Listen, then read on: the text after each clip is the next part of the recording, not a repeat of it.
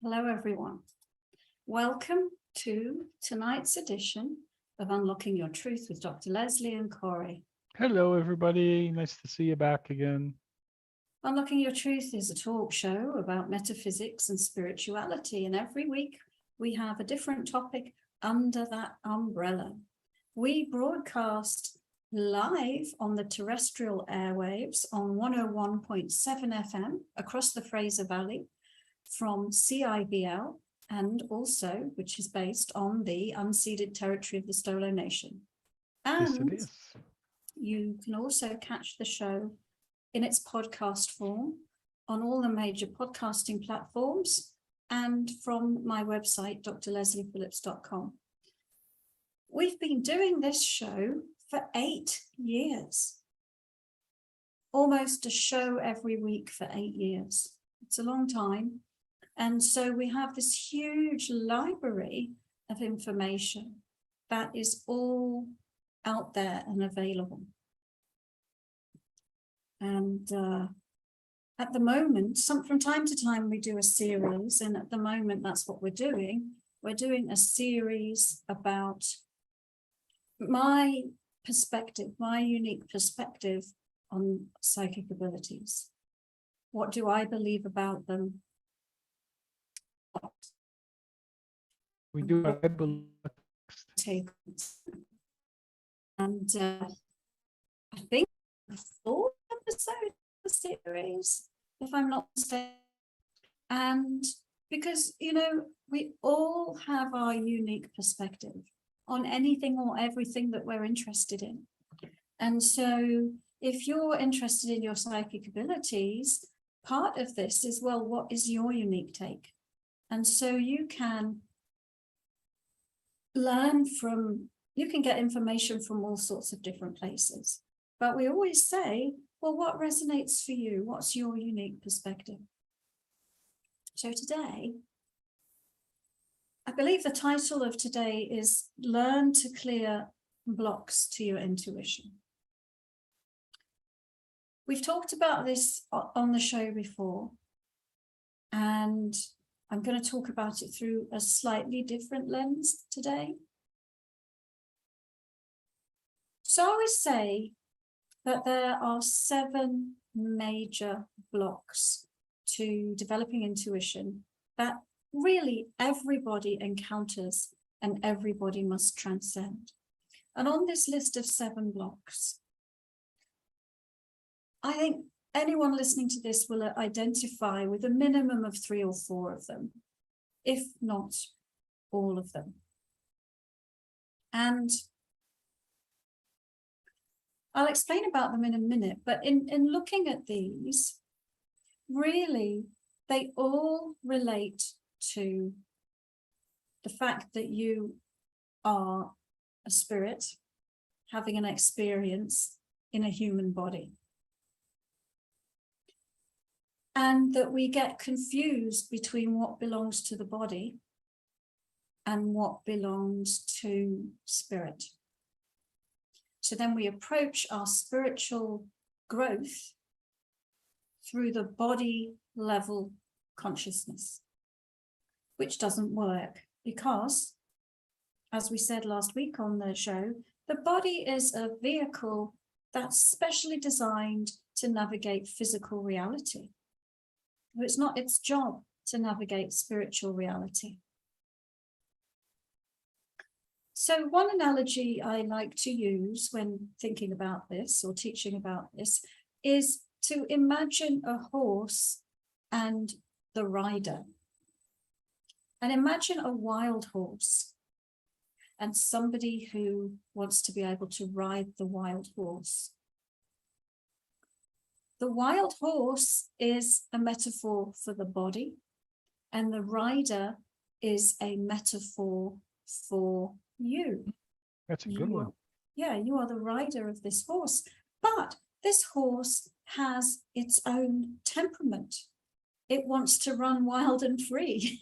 It's got its own internal drives, and left alone, it will still live its life. It will still chase after things. accomplish things, do things. And a lot of humans do that. They create a body and then they kind of leave the body to get on with it. Well, they're like sort of in outer space. But it's you're meant to be the rider. You're meant to be in the driver's seat. You're meant to hold the reins of your body and steer it, because you are the source of your higher guidance. And that comes through your psychic abilities. That comes through your intuition. So my philosophy relates to bringing body and spirit together, horse and rider together. And I mean, you can see this idea when people are training horses. You know, the horse is wild, it's skittish, it doesn't want to do any of the things that they want it to do when they're training it. When the rider starts getting on the horse, it wants to buck and throw the rider off. And so they're not friends in the beginning. And sometimes this is true for the human being and the human body versus you, the spiritual consciousness. And it really depends on the history of this body, like the history of the wild horse, you know. And so if it's been abused, it's not going to trust you. If it's been abandoned, it's not going to trust you.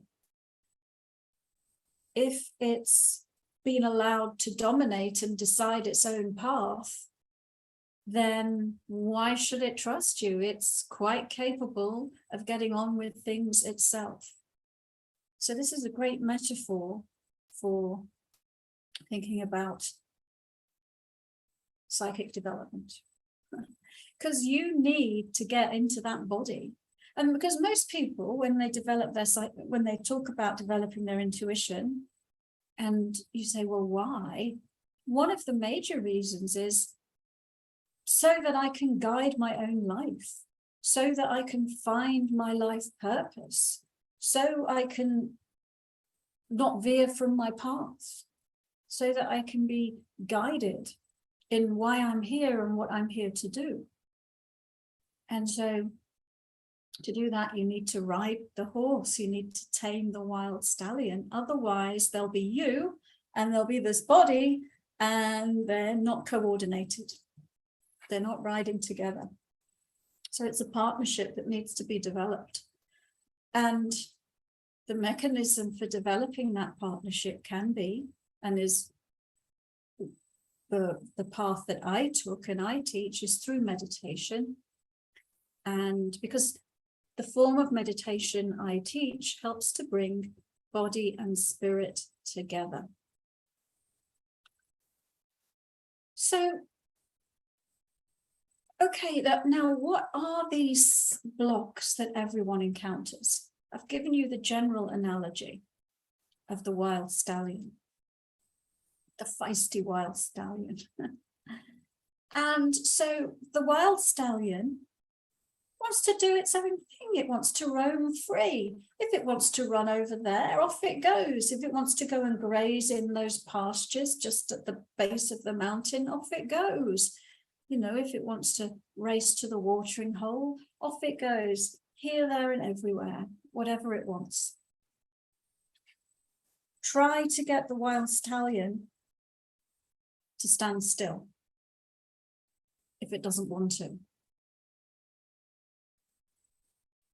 So think about what I just said. Developing your intuition, developing your psychic abilities. We meditate.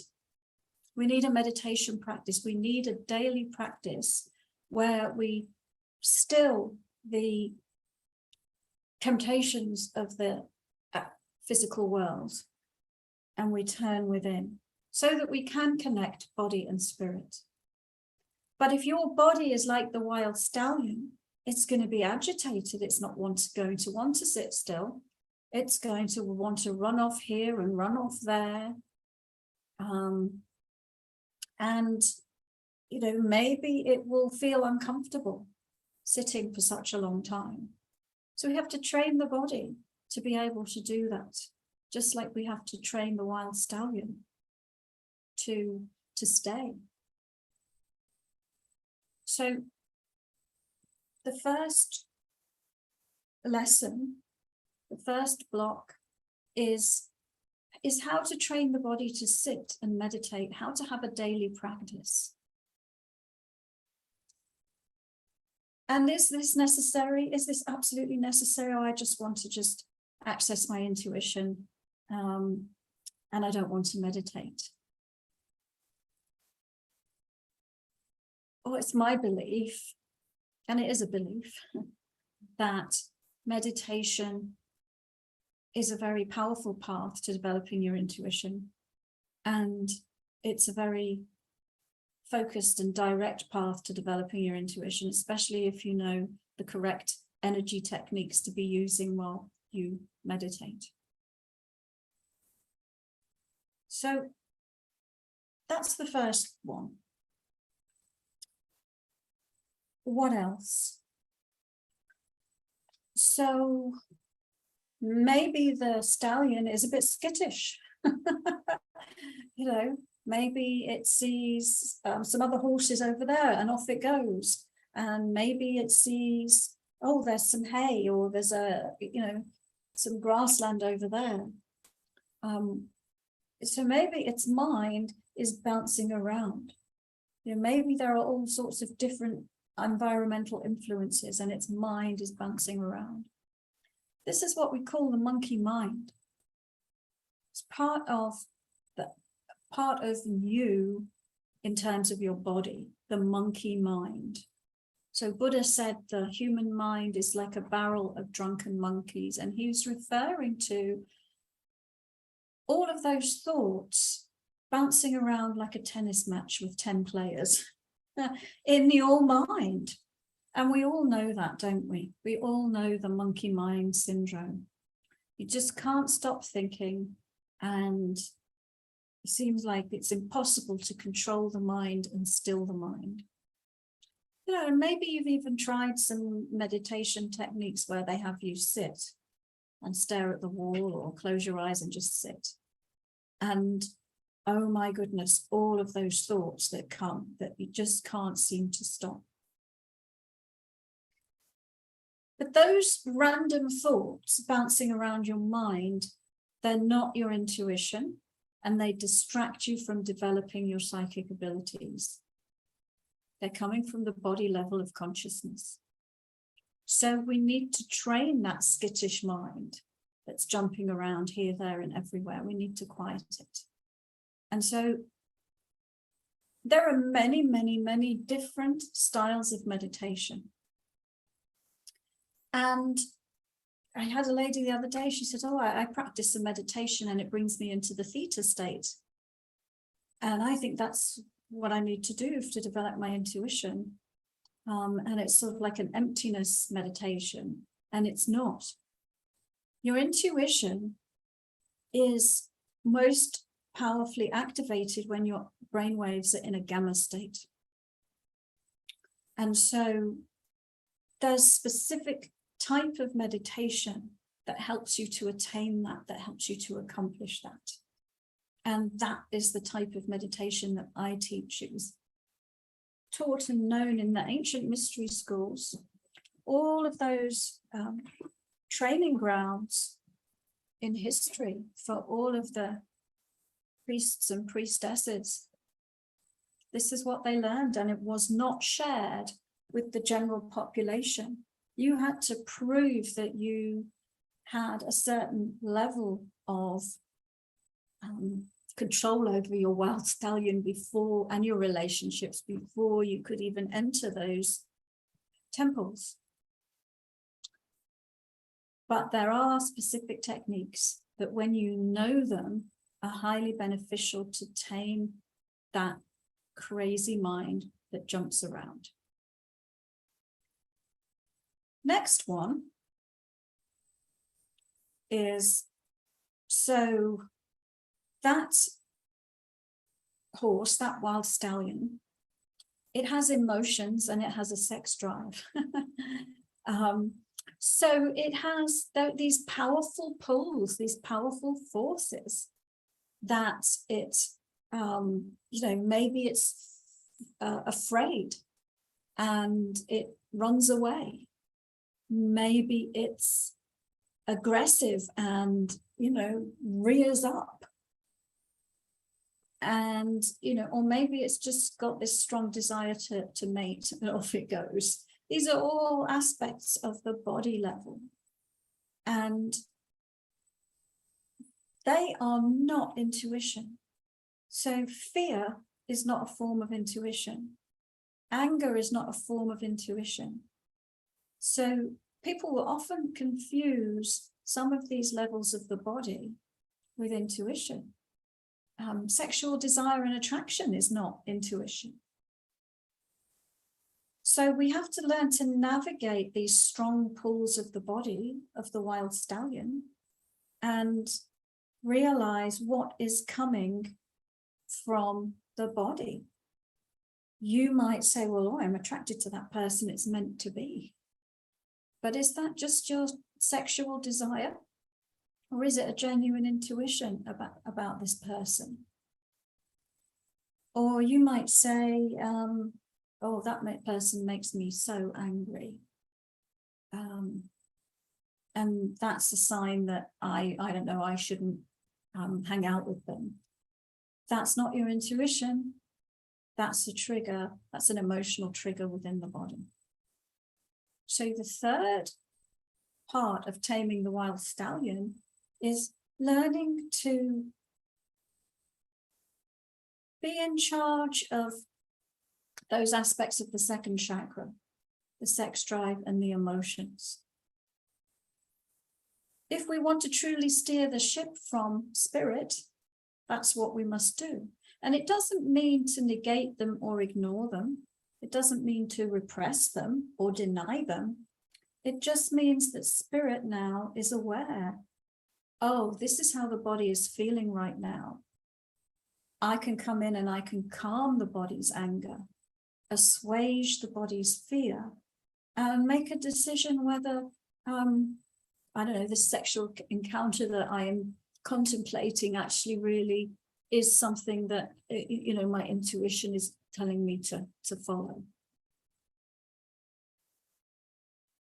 So those are so far three of the aspects of the wild stallion. And when we come back after these messages, I will tell you some more.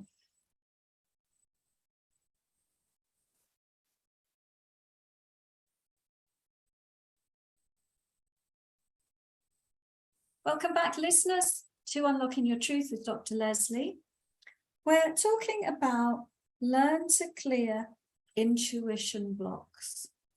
And we're using the metaphor of the wild stallion and the rider of the horse. And we're saying that the wild stallion is like the body level consciousness, and the rider of the horse is the spiritual level of consciousness. And you have both. And the higher of those two, if we want to use the word higher, is spirit, is the rider. And the horse is the vehicle to get from A to B, the vehicle to have the experiences in human form. So before the break, we talked about three aspects of this wild stallion. So let's think of another one. So let's say that, we've tamed this horse now a bit, and we've got it hooked up to a cart. And we're going to fill this cart full of apples to take to market. I knew you were going to say apples. So this cart horse is pulling the cart, and it's a heavy load and it's a bit of a struggle, and maybe it has to go up a hill, it's a bit of an uphill struggle, bit of an effort, taking energy. And, maybe it's almost, the horse has to struggle to get up the hill. This is one of the differences between body and spirit.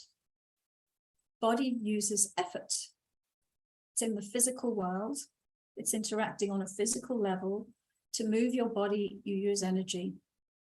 And, you know, to pick up this pen that I'm picking up, or my cup of my drink, it takes effort. But spirit's outside of the realm of time and space, and nothing that spirit does takes any effort. So if you find yourself in effort when it comes to your intuition, you are like the cart horse pulling its load up a hill. You're approaching your spiritual development through the body and the body levels. And it doesn't work that way to develop your intuition. So let's use so that's 4. And I said there were 7. And I wonder if you recognize yourself in any of the 4 that we've said so far. You know, being too busy and too agitated to actually sit down and meditate, having a monkey mind, having emotional triggers and emotional ups and downs, and getting into effort with stuff. The next one, let's say that horse has had some experiences. Maybe it's, I don't know, I'll make something up. Maybe it's been mistreated in some way. Maybe somebody's, you know, whipped it. Maybe a man has whipped the horse to make it work harder. And so that horse is going to, it's going to perhaps judge every time it sees a man. That, you know, that man is not to be trusted. Or let's say that the horse is a racehorse, or a dressage horse, or some kind of competition horse. And it's going to compare itself to other horses and need to be the best horse. And, you know, want to win. And only one can win. So it's got caught in concepts of judgment, concepts of competition, or maybe now there's been some expectations put on this horse of how it has to perform. And so every time the master comes, it's trying to live up to its expectations.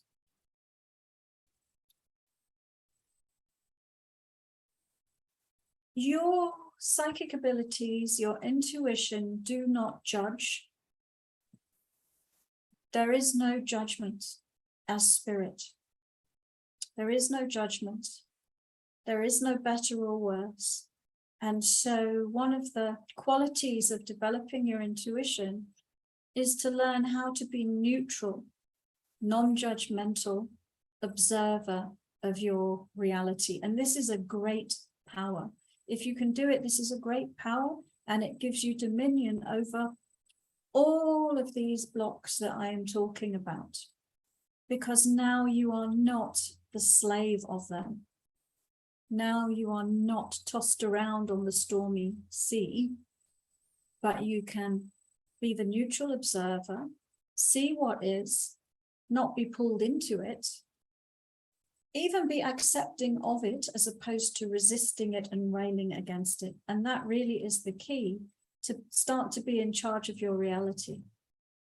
Because for something to change that you don't like, you must first accept it. If you resist it, it's not going to change. So that was the 1, 2, 3, 4, 5. So we've got 2 left. And one of them is fear, right? That wild horse might be afraid of humans, afraid of the rider, afraid of all sorts of things that we might want the horse to do. And so part of it is to be able to banish fear. When it comes to psychic abilities, people can have there's pages of examples of what they might be afraid of. They might be afraid of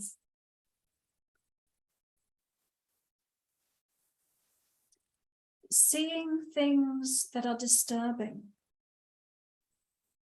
seeing things they can't handle, being responsible for the things that they see, being called a whack job, being called crazy,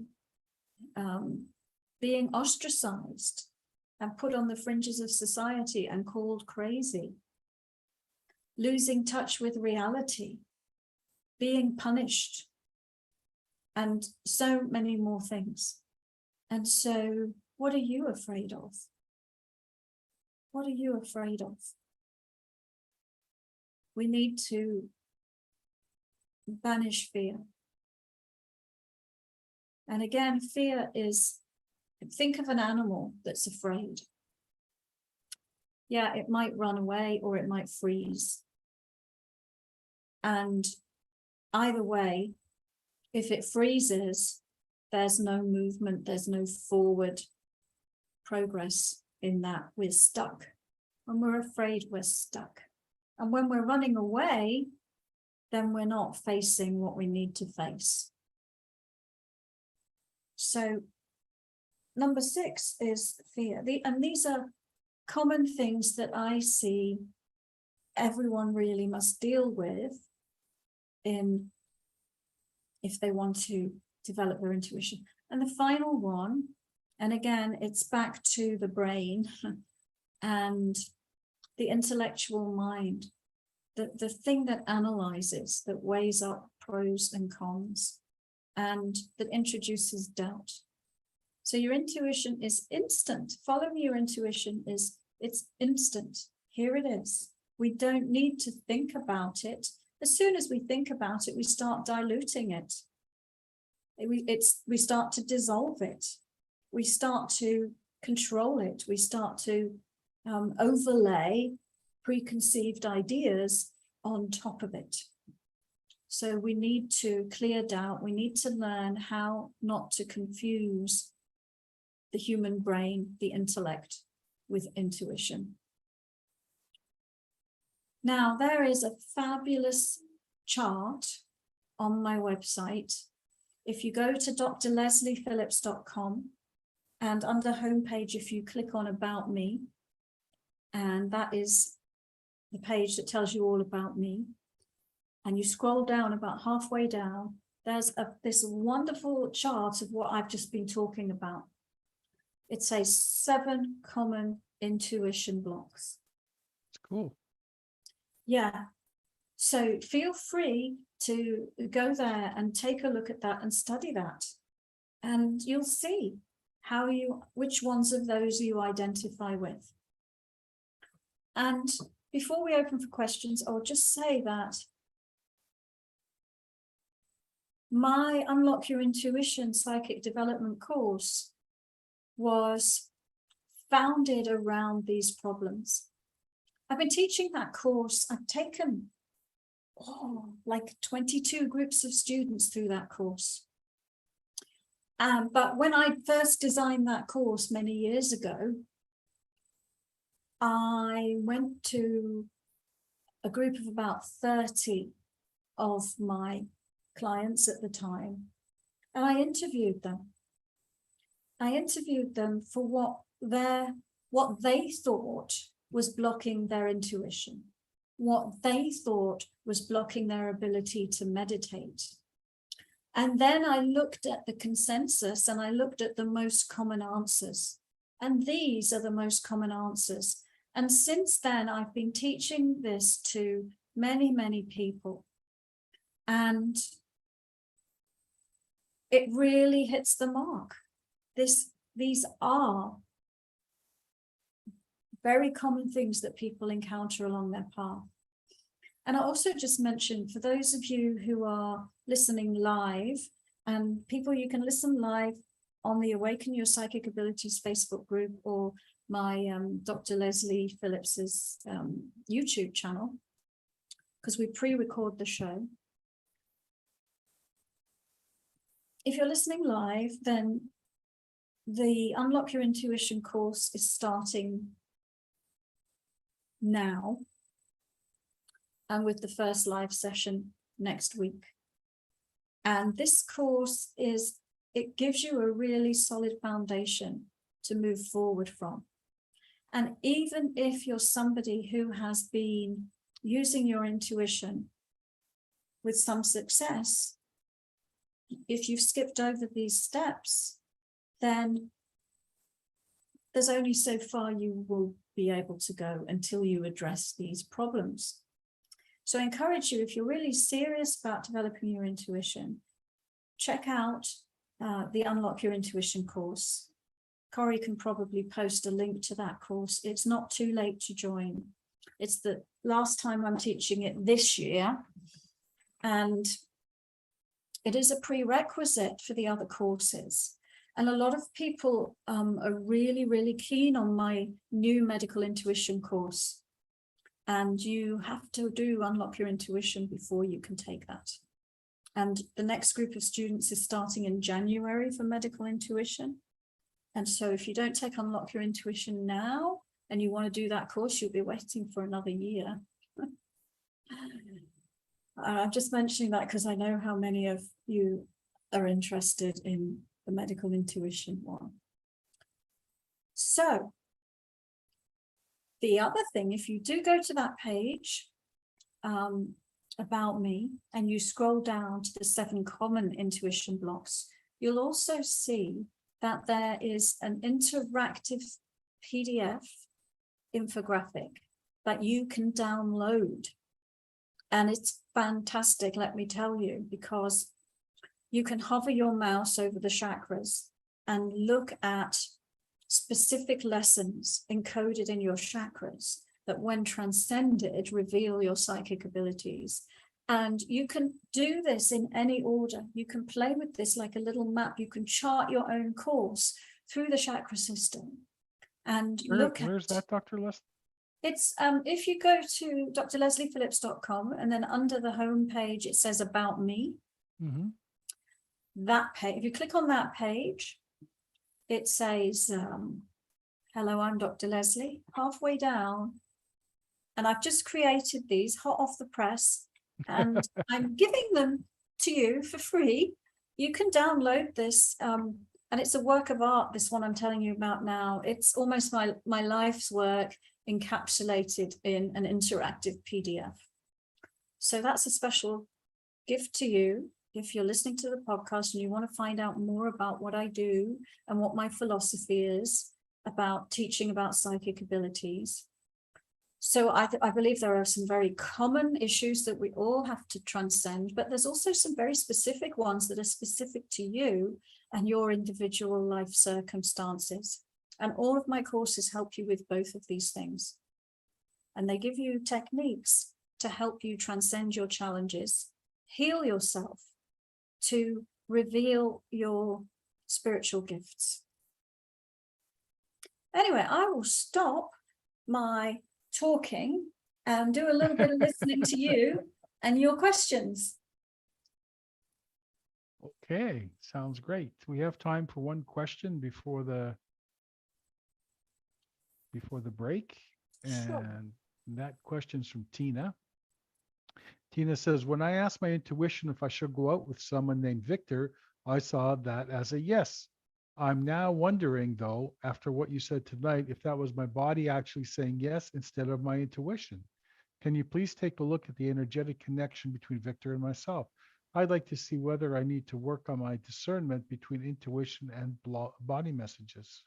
Thanks, Leslie. All right, Tina. Well, let's take a look.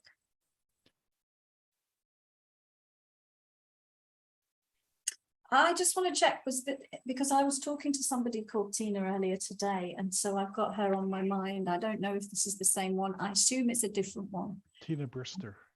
Oh, it is the same one. Okay. Well, all right.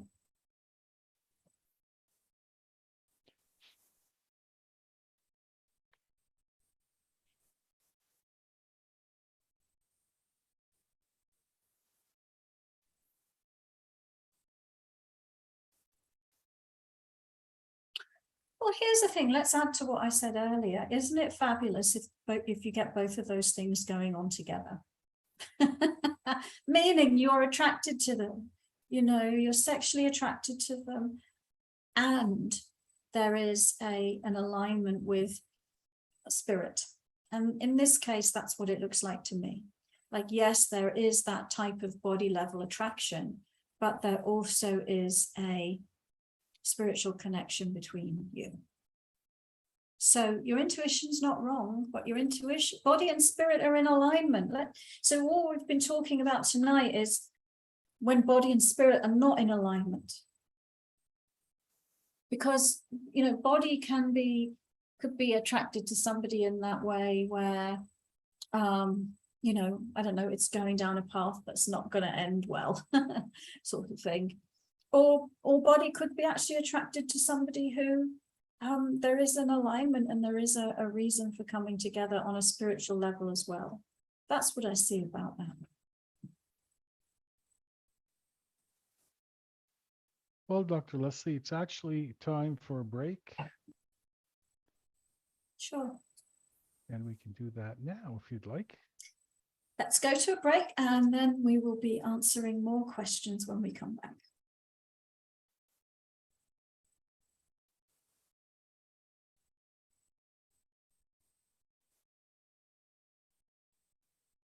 Welcome back, everyone, to tonight's edition of Unlocking Your Truth with Dr. Leslie and Corey. We've been talking about the 7 common blocks to intuition that everybody needs to transcend.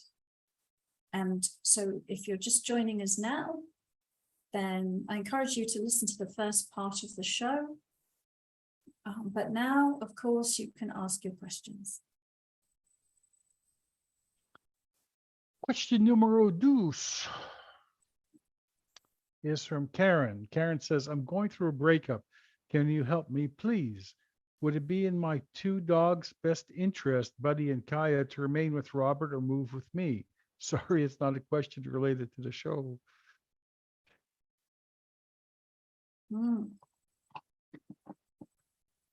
Okay, let's have a look.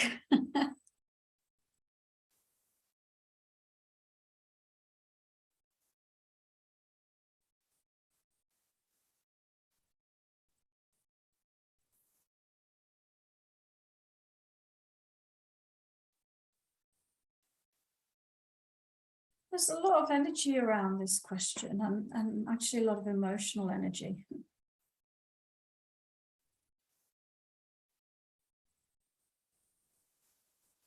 A lot of emotional energy. And the other thing that I'm seeing about this question is that you're quite programmable about the answer I might give. What do I mean by that? Remember, if you were listening earlier in the show, we talked about the idea of judging and being in the ego level of consciousness versus being in a state of neutrality and acceptance. And I'm seeing right now, you're not able to be neutral about that question. And also kind of not able to operate from your own free will. And I wouldn't want to interfere with that. So what I'm seeing for you is the best thing right now is to do some, let's see.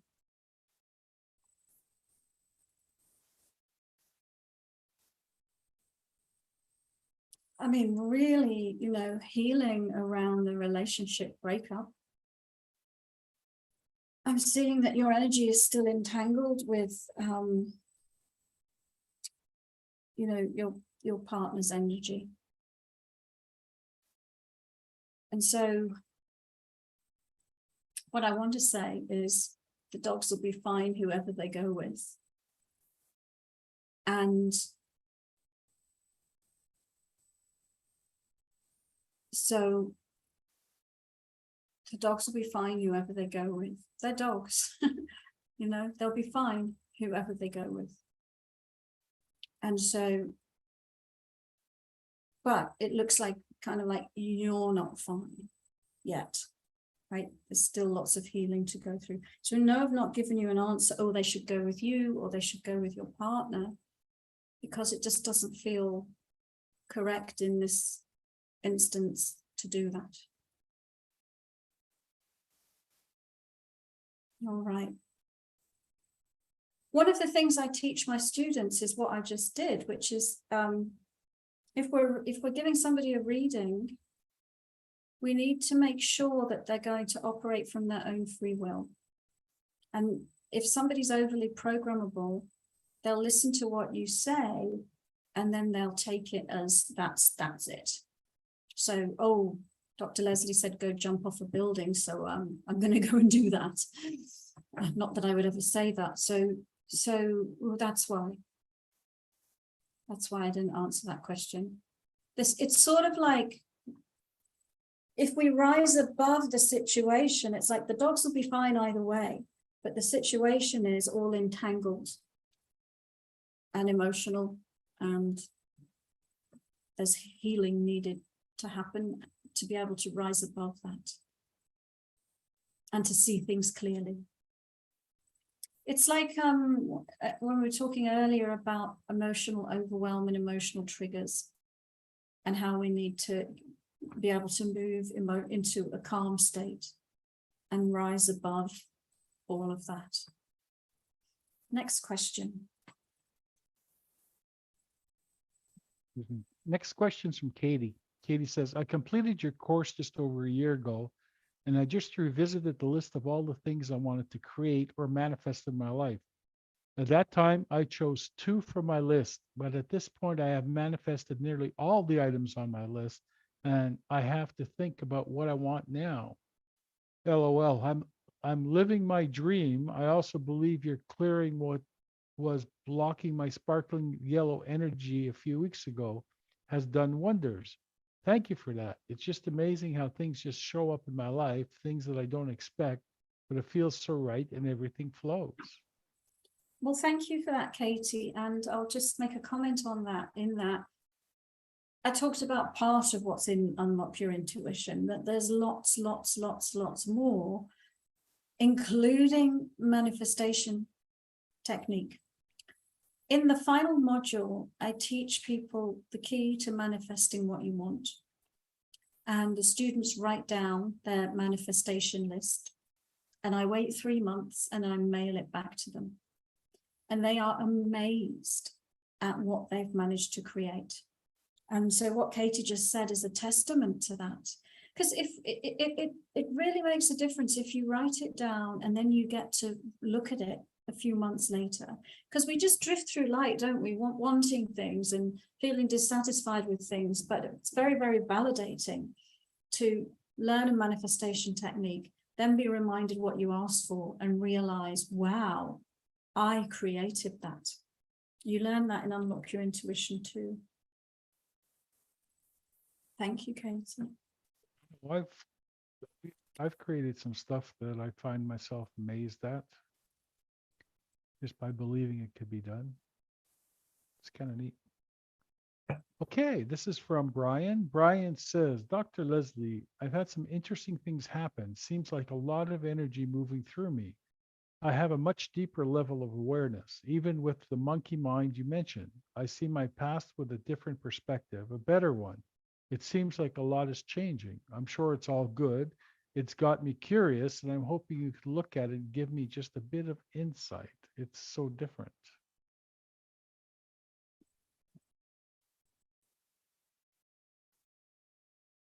Well, the first thing I'm seeing, Brian, is that your energy vibration has gone up a lot. It's gone up a lot. It's like you've gone up an octave, vibrationally speaking. So you look really bright. And so I'll just validate that. It looks like you're about 3/4 of the way through this growth cycle of making that shift in your vibration. And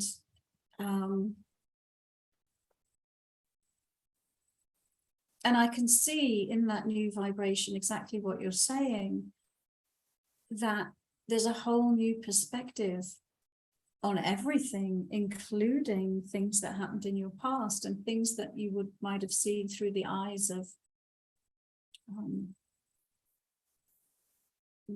judgment or pain. It looks like that's all dissolving in this higher vibration of light. So I'll validate what you're noticing about yourself. I'm seeing it too. And I would say, I'm sure I've taught you how to ground, Brian, or you've downloaded the grounding meditation. You better have by now. When your vibration goes up like that, you need more grounding to counterbalance it, to hold that light.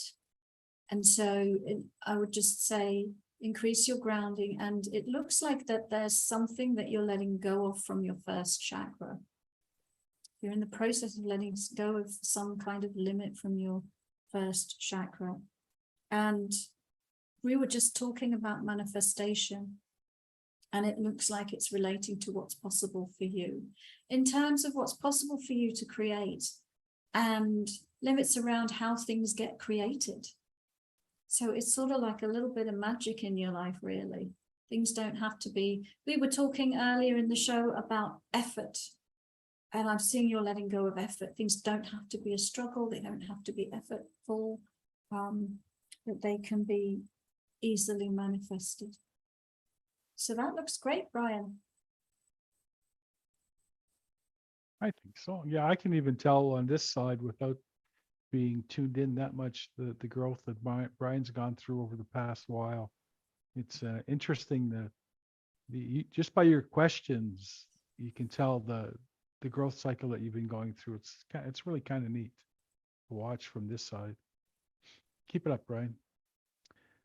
This is from Moislava. She says, I think that all mentioned by you, 7 blocks, and none are my issue in the moment. I definitely am intuitive, however, not always. Question is, why sometimes is it so easy to know? She's not experienced any emotional blocks, I believe, but subconsciously, who knows? So what's the question? She doesn't believe that she has those blocks, yet sometimes it's difficult for her to tune into her intuition. Yes, I so guess what's going on? She's looking for, what's happening. Why does she feel that way? Why is she experiencing what she's experiencing, or not experiencing what she's okay, so I do see one of the blocks, which is being caught in the intellect and analyzing things and doubting things. So it looks to me that when you're wanting to decide on things and when you're wanting to choose things, you're going into your intellect. And then you're getting caught up in a bit of a loop about what's best and what's not best. So your intellect is the thing that's interfering with your ability to know. And that was block number 7. So that's one thing that I'm seeing.